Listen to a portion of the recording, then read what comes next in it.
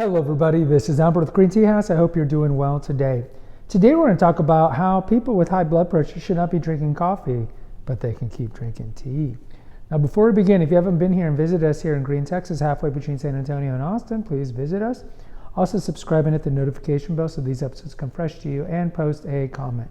So we've talked about here in previous episodes the health benefits of tea, and we've talked about here how coffee has a lot of benefits, but it does have some liabilities.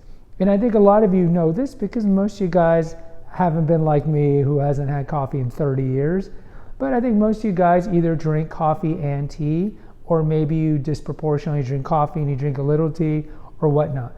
But a lot of people, when they drink coffee, they will feel an effect. And many times the effect will be beneficial because they like that jolt that you get from the most consumed stimulant in the world, caffeine. But some people do have negative side effects when it comes to coffee. And so you have to juxtapose coffee with tea. And why is it that you get that with coffee and not tea? So I'm focusing in particular with hypertension. So high blood pressure. High blood pressure is this. We need blood pressure. This is my anatomy teacher kicking in here. So we need pressure to move blood, in particular our arteries, against gravity. So like blood that goes to the head or blood that's coming back in the veins up the legs. And if we have too much blood pressure, then what it does is that the arteries, for example, have 3 layers, so do the veins. What can happen is if the blood pressure is too strong, like when you put your thumb in front of a hose, it increases the pressure and it can start ripping the layers inside of the arteries, and that will lead to blood flowing between the 3 layers, and that can lead to a swelling called an aneurysm. And eventually those aneurysms, especially if you get them in your aorta, can burst, and that leads to blood filling up your chest cavity or your abdominal cavity. That's called a dissection. Those are bad. So like porridge, blood pressure needs to be just right. And today's standards, the systolic should be under 120 and the diastolic should be under 80. Now the majority of Americans, adults, don't really fit this at all. And so when it comes to cardiovascular health, so this is going to be heart attacks, strokes, high blood pressure, high cholesterol, aneurysms, aortic dissections, all these things.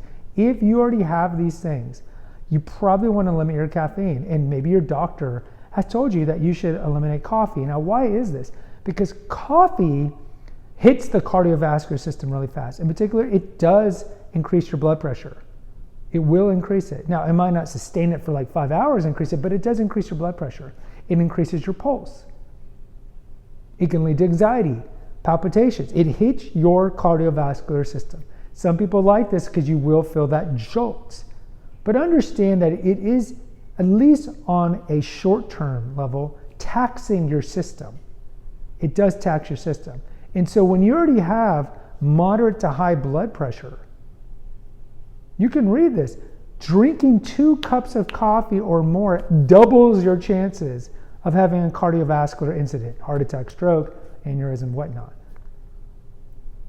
Now, will you get that with Camellia sinensis, with tea? No. Because tea, aside from the big thing of it having half the caffeine, the average cup of tea has half the caffeine than the average cup of coffee, but even if you apply it to the high caffeine teas like Gyokuro or matcha, it doesn't affect the body the same way. Tea does not hit the cardiovascular system. Tea really hits the cognitive system, which is part of your nervous system. So they've done studies on this. It increases your alpha waves. So this is the effect of L-theanine. L-theanine is an amino acid that a lot of people take in supplemental form, but it's found chock full in Camellia sinensis, in particular greens and blacks. And so when you drink a lot of tea, it increases the alpha waves. As a result, you get focus but relaxation at the same time. I kindly jokingly call it here Adderall with no side effects. It doesn't affect your cardiovascular system. It's not going to make you have a higher pulse or increase your blood pressure. Coffee, it does.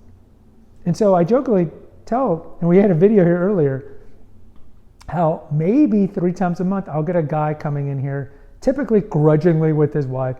My doctor says I gotta get off of coffee. What tea tastes like coffee? And so we have an episode here, 4 teas that taste like coffee for these people. But you'll never hear a doctor say you gotta stop drinking tea and you got to drink coffee instead. No doctor will tell you that, because tea does not have any medical liabilities or pernicious effects, unhealthy effects. It doesn't. It has more antioxidants in the form of catechins, polyphenols, AGCG than coffee, but none of the side effects.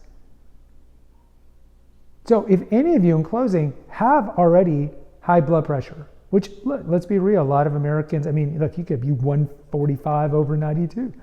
If any of you have that, and maybe you don't check your blood pressure, but look, the metabolic syndrome is obesity, hypertension, high cholesterol, and type 2 diabetes. A lot of people today were the most overweight we've ever been. So chances are, if you're overweight, you're probably going to have moderate hypertension at the least. You really got to get off of coffee, and you got to drink tea. And when it comes to the tisane side, I would really recommend 3 tisanes. Hibiscus. Hibiscus lowers high blood pressure.